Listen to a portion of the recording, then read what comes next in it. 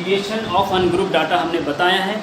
आज हम आपको बताएंगे कि mean deviation of discrete frequency distribution. अगर डिस्क्रीट फ्रीक्वेंसी डिस्ट्रीब्यूशन दे रखा है, डिस्क्रीट फ्रीक्वेंसी डिस्ट्रीब्यूशन क्या होता है स्टूडेंट, कि जब x की वैल्यू आपको दे रखी है कुछ x1, x2, x3 dash dash करके, और दो श्रेणियाँ होंगी। f की वैल्यू दे रखी है बारंबारता f1, f2, f3 dash dash dash, तो इसको डिस्क्रीट सीरीज कहते हैं। जब x की वैल्यू के साथ साथ f की वैल्यू भी दे रखी हो उसको डिस्क्रीट सीरीज कहते हैं। और डिस्क्रीट सीरीज का माध्य कैसे निकाला जाता है, तो चलिए शुरू करते हैं। तो देखिए इसमें क्या करेंगे स्टूडेंट कि इसका एक फॉर्मूला होता है कि माध्य विचलन बराबर summation fi mod di upon summation f। ठीक है, जब भी डिस्क्रीट सीरीज हो और उसका माध्य विचलन निकालना हो तो माध्य विचलन का फॉर्मूला होता है summation fi mod di upon summation f। ठीक है, इसको याद रखेंगे, वेरी इंपॉर्टेंट है। और आपको पता है कि di बराबर होता है xi माइनस सेंट्रल वैल्यू। अब सेंट्रल वैल्यू की जगह मीन भी हो सकता है, मीडियन भी हो सकता है और मॉड भी हो सकता है, वो डिपेंड करता है क्वेश्चन पे। ठीक है, अब इस प्रकार से इसका यूज़ करेंगे। तो स्टूडेंट एग्जाम्पल दे रखा है, calculate mean deviation about mean from the following data. क्या निकालना है, माध्य विचलन निकालना है माध्यिका की सहायता से। ठीक है, और डाटा ये दे रखा है, एक्स आई की वैल्यूज दे रखी है और उसके नीचे एफ आई की, मतलब एक्स वैल्यू दे रखी है और उसके नीचे बारंबारता दे रखी है। मतलब 3 कितनी बार आ रहा है, 8 बार, 9 कितनी बार है, 10 बार, 17 कितनी बार है, 12 बार, बारंबारता ये होती है। ठीक है, तो बारंबारता दे रखी है और एक्स की वैल्यू दे रखी है तो उसको डिस्क्रीट सीरीज कहते हैं। ठीक है, अगर केवल एक्स की वैल्यू दे रखी होती तो उसको इंडिविजुअल सीरीज कहते हैं, जो हम पहले बता चुके हैं। अब जब x के साथ साथ f की वैल्यू भी होती है तो इसको डिस्क्रीट सीरीज कहते हैं। उसका माध्य विचलन कैसे निकाला जाता है ये हम बता चुके हैं फॉर्मूला। इसके लिए अब एग्जाम्पल से हम क्लियर करेंगे स्टूडेंट कि कैसे वो उस फॉर्मूले का यूज़ किया जाता है। तो इसके लिए आपको टेबल बनानी होगी। ठीक है, तो टेबल बनाएंगे तो सबसे पहले आप xi जो आपके पास दे रखा है, जो आपके पास दे रखा है डाटा वो लिख देंगे। अभी 2 कॉलम जो बनेंगे वो 2 गिवन डाटा के होंगे, एक कॉलम xi का और एक कॉलम fi का। ठीक है डियर स्टूडेंट, तो xi की जगह 3, 9, 17, 23 और 27। ठीक है डियर स्टूडेंट, उसके आगे बारंबारता 8, 10, 12, 9 और 5। अब ये इस टाइप से आगे, अब इससे आगे किस चीज़ का कॉलम, देखिए पहला कॉलम xi का है, दूसरा कॉलम fi का, उसके आगे कौन सा कॉलम बनेगा ये पता चलता है डिफरेंट फॉर्मूले से। इसलिए फॉर्मूला पहले ही, स्टैटिस्टिक्स में मैं बार बार बताता हूँ कि फॉर्मूला पहले ही लिख दिया करो। ठीक है डिफरेंट, और डिस्क्रीट सीरीज का फॉर्मूला md बराबर होता है, md बराबर होता है summation fi into mod di upon summation f। ठीक है जी, और आपको पता है कि di बराबर यहाँ पे होगा xi माइनस सेंट्रल वैल्यू, और सेंट्रल वैल्यू यहाँ पे मीन है डियर स्टूडेंट। ठीक है, तो यहाँ पे m आएगा, तो di में से di निकालना है तो xi में से m घटाना होगा, xi में से m घटाना है तो तब di निकलेगा, लेकिन m अभी हमें पता नहीं है डियर स्टूडेंट। तो m कैसे निकलेगा, माध्य कैसे निकलेगा, तो पहले माध्य निकालिए। आपको पता होना चाहिए, माध्य का भी फॉर्मूला लिखिए। माध्य बराबर होता है summation fi xi upon summation f। ये हम पहले समेशन fi लिख दीजिए। हाँ, ये हम पिछले लेक्चर में आपको बता चुके हैं, इसलिए मैं आपको बार बार कहता हूँ कि आप हमारी चैनल की प्लेलिस्ट में जाके इस टॉपिक को देख सकते हैं। तो xi fi, तो पहले हमें m चाहिए तभी जाके di निकलेगा ना। तो पहले m निकालो, माध्य निकालो। माध्य कैसे निकलेगा डियर स्टूडेंट? एफ आई और एक्स का का मल्टीप्लाई होना चाहिए पहले तो क्या होगा? एफ आई इंटू एक्स आई की एक टेबल बनाओ,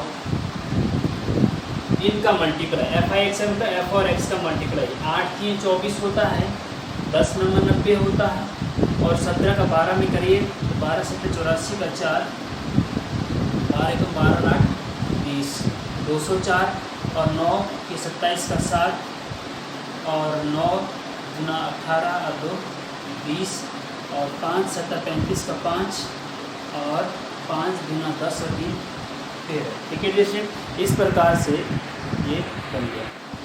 अब देखिए हमें माध्य निकालना है, तो समेशन एफ आई एक्स आई तो आ गया, लेकिन समेशन एफ आई एक्स आई नहीं, तो इनका सम कर दीजिए। तो इनका सम टोटल सम 660 हो रहा है। तो ये समेशन एफ आई एक्स आई 660 हो गया है, और हमें समेशन एफ आई भी चाहिए, तो इन सब का सम कर दीजिए। इनका सब का सम हो रहा है 44, तो ये समेशन एफ आई हो गया 44। ठीक है जैसे अब माध्य निकालना है, तो इसमें वैल्यू रखिए। माध्य बराबर हो जाएगा 660 बटे 44। देखिए समेशन एफ आई एक्स आई 660 है ना, और समेशन एफ आई 44 है, तो 660 में 44 का भाग दे दीजिए, तो हमारा माध्य आ रहा है 15। क्या आ रहा है? 15 आ रहा है जैसे। ठीक है, इसमें आप अपने आप कैलकुलेशन कर लेना, हम डायरेक्ट 15 लिख दे रहे हैं। तो माध्य बराबर 15 आ गया है। अब जब माध्य निकल चुका है, तो अब हम डी आई निकाल सकते हैं। तो डी आई के लिए एक कॉलम बनाना पड़ेगा डिफरेंट। तो डी आई बराबर होगा आपका एक्स आई माइनस एम, एम मतलब माध्य, और माध्य मतलब 15। ठीक है, जितने भी एक्स आई उसमें से 15 घटाते जाइए। 3 में से 15 घटाएंगे तो माइनस का 12 आएगा। ठीक है, और 9 में से 15 घटाएंगे तो माइनस का 15 आएगा। 17 में से 15 घटाएंगे तो प्लस का 2 आएगा। 23 में से 15 घटाएंगे तो 8 आएगा। 27 में से 15 घटाएंगे तो 12 आएगा। ठीक है स्टूडेंट, तो इस प्रकार से डी आई आ गया। अब हमें समेशन डी आई चाहिए। क्या चाहिए? Summation D I. ठीक है ना, तो समेशन डी आई भी निकाल दो भाई। समेशन डी आई ये हो जाएगा यहाँ है, क्या दिक्कत है? ठीक है, तो समेशन डी आई का मतलब जितने भी डी आई है उनको सब पॉजिटिव, माइनस 12 का समेशन मॉड डी आई, माइनस 12 का मॉड या मापांक 12 हो जाएगा। माइनस 6, देखिए मॉड लगने से कोई भी संख्या पॉजिटिव हो जाती है, माइनस पॉजिटिव हो जाती है, प्लस तो प्लस ही रहती है। माइनस 6 का 6 हो जाएगा, 2 का 2, 8 का 8 और 12 का 12। ठीक है जैसे अब देखिए, अब हमें कोई और कॉलम की ज़रूरत है क्या इसमें? देखिए हमें चाहिए summation F I mod D I. Mod D आई निकल गया, और एफ आई, अब एफ आई और मॉड डी आई का गुणा करना है। दैट मीन्स कि एक और टेबल हमें बनानी होगी। ठीक है जैसे, तो ये बन गई, ये है F I into mod D आई। तो डी आई और एफ आई का मल्टीप्लाई कर दो। देखिए 8 ये एफ आई का कॉलम है, ये मॉड डी आई का कॉलम है, इनका गुणा करना है आपस में। 8 का 12 में करेंगे तो 8 गुना 16 का 6, और 8 गुना 8 9 12 96, 10 6 के 60, 12 गुना 24 और 72 और 12 5 7। ठीक है, तो इस प्रकार से ये आ गया है। ठीक है, अब इनका जब सम करेंगे डिफरेंट, तो ये 312 हो रहा है, क्योंकि सम चाहिए। देखो summation F I mod D आई मतलब इनका सम। ठीक है, इनका सम 312 आ गया है। अब देखिए, अब हमें क्या चाहिए? क्या चाहिए? माध्य विचलन। अब माध्य विचलन बराबर होगा summation F I mod D I बटे summation F I equal to summation F I mod D I की वैल्यू 312 है dear student, upon summation F I देखिए 44 है। ठीक है, तो यहाँ 44 लिख दीजिए। 312 में 44 का भाग कर दीजिए तो हमें मिलेगा 7.09 आंसर। मीन्स माध्य विचलन 7.09 आया है। क्या आया है 7.09। इसका मतलब होता है कि जो आंकड़े हैं, डाटा दे रखे हैं, उनमें जो फैलाव है या वेरिएशन है वो 7.09 का है। जितना माध्य विचलन की वैल्यू जितनी कम होगी, इसका मतलब ये हुआ कि आंकड़ों में फैलाव कम है, और जितनी ज़्यादा होगी इसका मतलब आंकड़ों में फैलाव ज़्यादा है। तो माध्य विचलन की वैल्यू अगर कम आ रही है तो इसका मतलब उसमें आंकड़ों में फैलाव कम है, और वो अच्छा आंकड़ा माना जाता है जिसमें माध्य विचलन की वैल्यू कम आती है, या जिन आंकड़ों में फैलाव कम होता है वो माध्य विचलन या वो मेजर ऑफ डिस्पर्जन ज़्यादा बेटर माना जाता है। तो स्टूडेंट इस प्रकार से माध्य विचलन निकल जाएगा। अब माध्य विचलन गुणांक अगर पूछा जाता है यहाँ पे, तो इस क्वेश्चन में केवल माध्य विचलन माध्यिका की सहायता से निकालना है, लेकिन क्वेश्चन में ये भी पेश रखा हो सकता है कि माध्य विचलन गुणांक भी ज्ञात कीजिए। तो माध्य विचलन गुणांक MD, coefficient of MD, coefficient of MD या हिंदी में माध्य विचलन गुणांक। तो माध्य विचलन गुणांक होता है स्टूडेंट माध्य विचलन बटे माध्य, माध्य विचलन बटे माध्य। यहाँ माध्य है, बटे में वही आएगा जिसके सापेक्ष माध्य विचलन निकाला जाता है। अगर यहाँ मीन है तो मीन आएगा, यहाँ मीडियन है तो यहाँ मीडियन आएगा, यहाँ मॉड है तो यहाँ मॉड, बटे में मॉड आएगा, ऊपर माध्य विचलन ही आएगा। ठीक है, तो coefficient of mean deviation equal to mean deviation upon mean, या माध्य विचलन गुणांक बराबर माध्य विचलन बटे माध्य। अब इसको इनटू, अगर केवल रेशियो में रखना है तो इसको कहते हैं माध्य विचलन गुणांक रेशियो में। अगर माध्य विचलन गुणांक परसेंटेज में चाहिए डियर स्टूडेंट तो 100 का और मल्टीप्लाई कर दीजिए, बस, और कोई दिक्कत नहीं। तो माध्य देखिए, इस क्वेश्चन का माध्य विचलन गुणांक निकालना है तो माध्य विचलन कितना है 7.09 है। ठीक है, और माध्य कितना है 15 है, और इनटू 100 कर दीजिए डियर स्टूडेंट। ठीक है, तो ये क्या हो जाएगा 100 का जब यहाँ मल्टीप्लाई करेंगे तो ये 709 हो जाएगा अपॉन 15। 15 का भाग दे दीजिए 15 से 60, 10 9 15 से 105। ठीक है डिस्टेंट, इस प्रकार से तो दशमलव लगा दीजिए 15 से 105, 4 बजे 40 दशमलव लगा दीजिए 15 गुना 30, तो 47.2%। अगर परसेंटेज में चाहिए तो कोफिशिएंट ऑफ मीन डिविएशन 47.2% आ गया। ठीक है स्टूडेंट, इस प्रकार से आप माध्य विचलन गुणांक भी निकाल सकते हैं। तो माध्य की सहायता से माध्य विचलन हो गया स्टूडेंट। अब मैं आपको होमवर्क के लिए माध्य, इसी क्वेश्चन में, सेम क्वेश्चन में माध्य की जगह मीन की जगह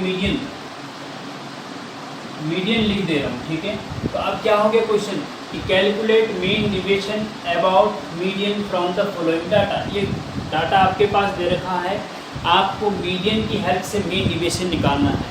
तो सबसे पहले आपको मीडियन निकालना होगा इस डाटा का। तो डिस्क्रीट सीरीज़ का मीडियन कैसे निकालते हैं स्टूडेंट, इसके लिए आप हमारे पिछले लेक्चर प्लेलिस्ट में जाके देख सकते हैं, और उसके बाद आप मीन डिविएशन आसानी से सेम उसी प्रकार से निकालना है जिस प्रकार से हमने मीन वाला निकाला है। ठीक है स्टूडेंट, हमने आपको बताया कि डिस्क्रीट सीरीज़ का माध्य विचलन या मीन डिविएशन कैसे निकाला जाता है। अब हमारा आज का टॉपिक है mean deviation of group data या continuous frequency distribution. Group data में कंटिन्यूस फ्रीक्वेंसी डिस्ट्रीब्यूशन उस डिस्ट्रीब्यूशन को कहते हैं जिसमें वर्ग अंतराल दे रखा हो। ठीक है डिस्ट्रीब्यूशन, तो जब वर्ग अंतराल दे रखा हो तो माध्य विचलन निकालने का जो फॉर्मूला होता है वह सेम डिस्क्रीट सीरीज का के लिए जो फॉर्मूला यूज होता है सेम वही होता है। ठीक है डिस्ट्रीब्यूशन, और वह है summation fi mod di upon summation fi। ठीक है डिस्ट्रीब्यूशन, ये फॉर्मूला है। डिस्क्रीट सीरीज में भी यही फॉर्मूला यूज होता है और कंटिन्यूस फ्रीक्वेंसी डिस्ट्रीब्यूशन में भी यही फॉर्मूला यूज होता है। और आपको ये पता होना चाहिए कि DI बराबर होता है XI minus central value. Central value में मीन भी हो सकता है, मीडियन भी हो सकता है और मॉड भी हो सकता है, ये डिपेंड करता है क्वेश्चन पे, ठीक है। तो अब हम find the mean deviation about the median. देखिए स्टूडेंट, यहाँ पे मीन डिविएशन माध्य विचलन निकालना है मीडियन की हेल्प से, माध्यिका की सहायता से माध्य विचलन निकालना है। और डाटा आपको कंटिन्यूस फ्रीक्वेंसी डिस्ट्रीब्यूशन में दे रखा है। कंटिन्यूस फ्रीक्वेंसी डिस्ट्रीब्यूशन का मतलब क्लास इंटरवल में, वर्ग अंतराल 0 से 6, 6 से 12, इस टाइप से दे रखा है, ठीक है। तो 0 से 6 के बीच मार्क्स लाने वाले 8 स्टूडेंट हैं, 6 से 12 के बीच मार्क्स लाने वाले 10 स्टूडेंट हैं, इस प्रकार से 24 से 30 के बीच मार्क्स लाने वाले 5 स्टूडेंट हैं, ठीक है। इस टाइप से आप देख सकते हैं। अब इसका मीन डिविएशन निकालना है और मीन डिविएशन मीडियन की हेल्प से निकालना है। तो देखिए, जिसकी भी हेल्प से निकालना हो डियर स्टूडेंट, तो पहले आपको वो चीज़ निकालनी होती है। अगर माध्य की हेल्प से निकालना तो पहले इसका माध्य निकाल लो, अगर माध्यिका की हेल्प से मीन डिविएशन निकालना है तो पहले माध्यिका निकाल लो, बहुलक की हेल्प से निकालना है तो पहले बहुलक। तो यहाँ पे माध्यिका की हेल्प से या मीडियन की हेल्प से माध्य विचलन निकालना है तो पहले हमें माध्यिका निकालनी होगी। और माध्यिका कैसे निकाली जाती है ये हम पिछले वीडियो लेक्चर में आपको बता चुके हैं, आप उसमें जाके देख सकते हैं। तो डियर स्टूडेंट, हम इसमें आपको एक बार फिर से, अगर आपको पिछले वीडियो देखने का फुर्सत नहीं है तो फिर से हम आपको एक बार माध्यिका निकाल के देखते हैं। और उसके लिए सबसे पहले फॉर्मूला लिखना पड़ेगा।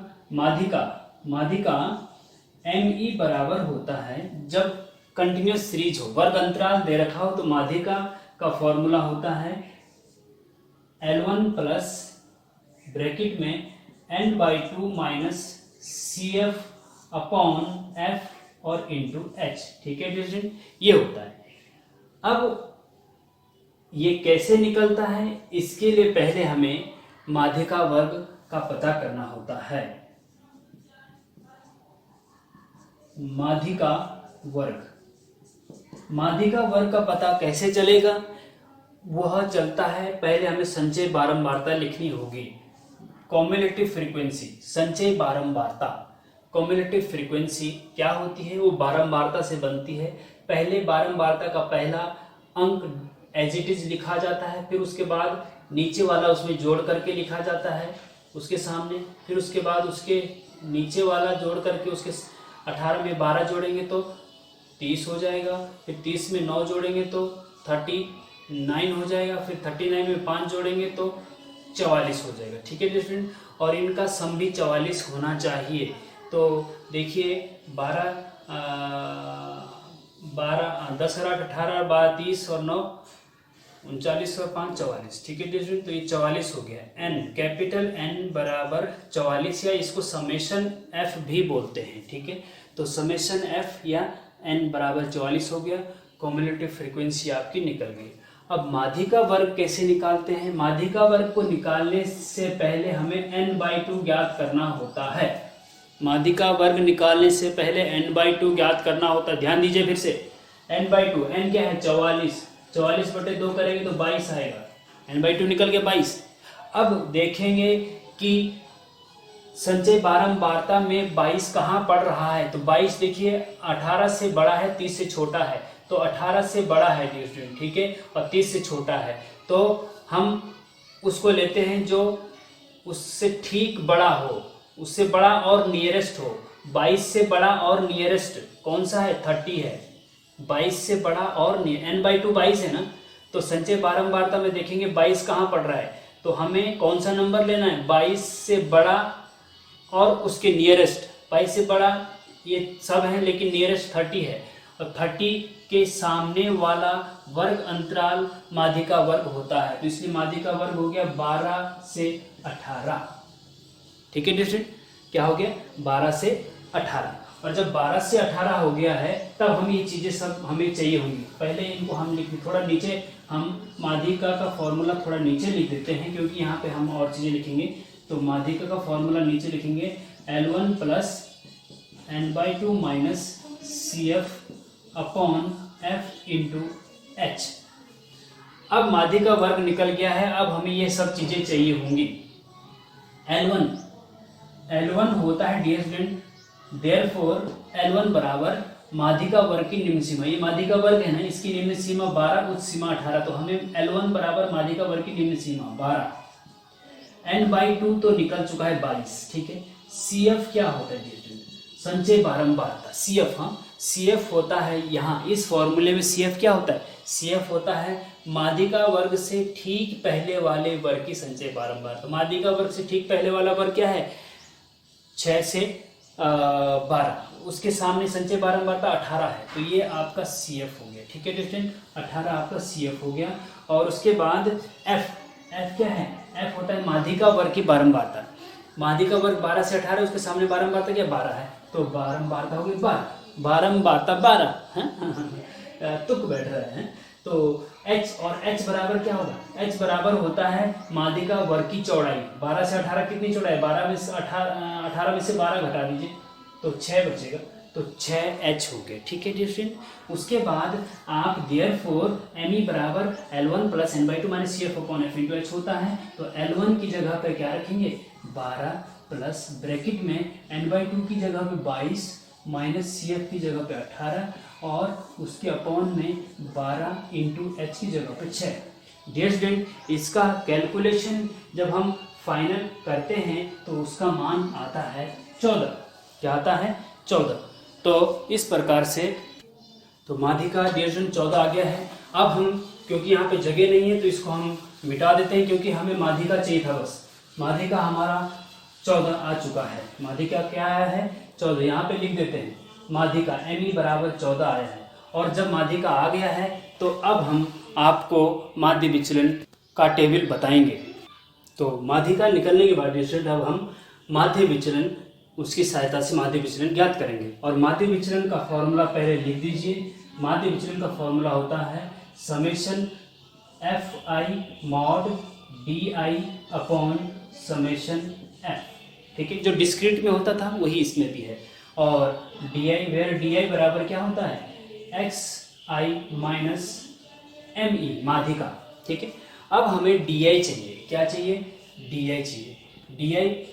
DI से पहले हमें डियर स्टूडेंट X, क्योंकि DI बराबर होता है XI माइनस ME, DI बराबर होता है XI माइनस ME, तो पहले हमें XI चाहिए होगा, हाँ क्या चाहिए XI। और देखिए डियर स्टूडेंट, कंटिन्यूस सीरीज में डायरेक्ट XI नहीं दे रखा होता है, डिस्क्रीट सीरीज में XI दे रखा होता है डायरेक्ट, ठीक है। यहाँ पे XI निकालना होता है एक्स्ट्रा, और सेम डिस्क्रीट सीरीज के जैसा ही करना है। तो XI जो होता है, इस चीज को आप याद रखिए डियर स्टूडेंट, जो XI होता है वो वर्ग अंतराल का मिड पॉइंट होता है। XI जो हम निकालते हैं वो वर्ग अंतराल का मिड पॉइंट होता है। जैसे 0 और 6 का मिड पॉइंट क्या होगा, इन दोनों को जोड़ दीजिए और 2 से भाग दे दीजिए, 3 आ जाएगा। 6 और 12 का मिड पॉइंट क्या होगा डियर स्टूडेंट 9 होगा, क्योंकि 12 और 6 18/2 9, और 12 और 18 का क्या होगा डियर स्टूडेंट 6 15 होगा। 18 और 12 को जोड़ के 30/15 30/2 15 हो जाएगा। और 18 और 24 का मिड पॉइंट क्या होगा डियर स्टूडेंट 21 होगा ना। और 24 और 30 का मिड पॉइंट क्या होगा 27, 4 और 3 7 3, हाँ 27 होगा, क्योंकि 30 और 24 को जोड़ेंगे तो 54 और 54 का आजा 27 होता है, ठीक है।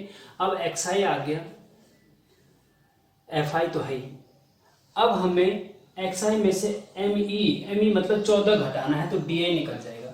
DI बराबर XI माइनस ME मतलब हो गया यहाँ पे 14, ठीक है।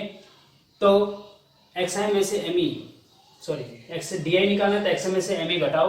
XI ये है, इसमें से 14 घटाते जाओ, 3 में से 14 घटाओ माइनस का 11, 9 में से 14 घटाओ माइनस का 5, 15 में से 14 1, 21 में से 14 7 और 27 में से 14 13, ठीक है स्टूडेंट। अब हमें मॉड डी आई चाहिए, मॉड डी आई चाहिए। मॉड डी आई जो है हो जाएगा ये मॉड डी आई का मापांक लगा दो, 11 का मापांक। देखिए मापांक क्या होता है या मॉड क्या होता है, उसको लगाने से नेगेटिव संख्या पॉजिटिव हो जाती है और पॉजिटिव तो पॉजिटिव रहती है। तो मॉड 11 11 हो जाएगा, मॉड 5 5 हो जाएगा, और 1 का मॉड 1, 7 का मॉड 7 और 13 का मॉड 13। ठीक है डिस्ट्रीब्यूट, तो डी आई हो गया। अब हमें एफ आई और डी आई करना है। क्या करना है? एफ आई और डी आई करना है। देखिए सिंपल सी बात है, आप क्वेश्चन में देखिए, सॉरी फॉर्मूले में देखिए, एफ आई मॉड डी आई। तो एफ आई और मॉड डी आई का मल्टीप्लाई करो, एफ आई ये है, मॉड डी आई ये है, इनका मल्टीप्लाई 11 8 88, 10 5 50, 12 1 का गुणा करेंगे 12 आएगा, 9 7 63 और 13 5 65। ठीक है जी। अब इनका सम करेंगे तो summation F I mod D आई हो जाएगी। सम करेंगे, देखिए 8 2 10 और 3 13 और 5 18 का 8 हासिल 1, 6 6 12 और 1 13 और 13 और 5 18 और 8 26 और 1 हासिल 27, 278 summation F I mod D आई हो गया है। और summation F I D F ये यहाँ पे एफ आई का सम 44 आ चुका है, तो आप इसमें मान रख दीजिए। Summation F I mod D आई 278 है और ये 44 समेसन एफ आई 44 है। तो डिस्टेंस इसको 4 से काटेंगे जरा दोनों को, तो 4 25 4 6 24 24 25 26 27 3 38 4 9 36 2 20 4 5 20 अपॉन 11 6 44। तो अब 11 का भाग 69.5 में दे दीजिए, 11 6 66 और 3.5 बचा, दशमलव लगाइए तो 3 35 हो गया, 11 3 33। तो ये डिटर्जेंट 6.3 हो गया। मेजर ऑफ डिस्पर्जन सॉरी माध्य विचलन कितना आया है? 6.3। तो माध्य विचलन कम आया है, इसका मतलब जो गिवन डाटा दे रखा है उसमें फैलाव कम है, तो माध्य विचलन 6.3 हो गया डिस्ट्रीब्यूट। इसी प्रकार से माध्य विचलन गुणांक निकालेंगे, coefficient of mean deviation equal to होता है मीन डिविएशन अपॉन माध्यिका इंटू 100 करना चाहो तो 100, परसेंटेज में निकालना चाहो तो 100 से मल्टीप्लाई करो, और रेशियो में निकालना चाहो तो 100 से मल्टीप्लाई मत करिए। तो मीन डिविएशन हो गया 6.3 अपॉन माध्यिका है 14 और गुना डिस्टेंट कर दीजिए 100 से। ठीक है, इसको कैलकुलेट करके जो भी आंसर आता है वो निकाल लीजिए, तो आपका कोफिशिएंट ऑफ मीन डिविएशन या माध्य विचलन गुणांक आ जाएगा। इस प्रकार से कंटिन्यूस सीरीज का माध्य विचलन भी डिस्टेंट हमने कंप्लीट कर दिया है। अब इससे संबंधित एग्जाम्पल आप ज़्यादा से ज़्यादा करिए और फिर आपको समझ में आएगा। और वीडियो आपको पसंद आ रहा है तो लाइक शेयर और सब्सक्राइब ज़रूर करें। इसी के साथ अब हमारा अगला टॉपिक जो होगा डिस्टेंट वो होगा स्टैंडर्ड डिविएशन। देखिए मेजर ऑफ डिस्पर्जन आंकड़ों के फैलाव में 4 चीज़ें हम बताएंगे आपको। पहली चीज़ हमने बताई रेंज, परास क्या होता है। दूसरी चीज़ हमने बताई माध्य विचलन। माध्य विचलन में हर टॉपिक को हमने छुआ है, हर टॉपिक को क्लियर किया है। उसके बाद आएगा स्टैंडर्ड डिविएशन और तब आएगा डिस्टेंट क्वार्टाइल डिविएशन, चतुर्थक विचलन। तो distant mean deviation of group data या कंटिन्यूस फ्रीक्वेंसी डिस्ट्रीब्यूशन का हमने एग्जाम्पल से आपको समझा दिया है। अब एक एग्जाम्पल हम आपको या एक क्वेश्चन आपको होमवर्क के लिए दे रहे हैं। वो क्वेश्चन है find the mean deviation about the mean.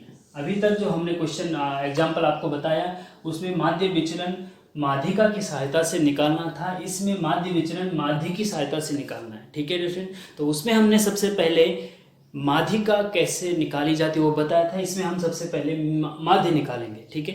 तो आप क्या करेंगे, इसमें सबसे पहले आप माध्य निकालेंगे और माध्य की सहायता से आप फिर माध्य विचलन ज्ञात कर लेंगे। और फॉर्मूला आपको पता है, माध्य विचलन भी ज्ञात करेंगे इसका और माध्य विचलन गुणांक भी ज्ञात करेंगे, ठीक है स्टूडेंट। तो इस प्रकार से माध्य विचलन कंप्लीट हो गया है। अब हमारा अगला टॉपिक है स्टैंडर्ड डिविएशन या मानक विचलन।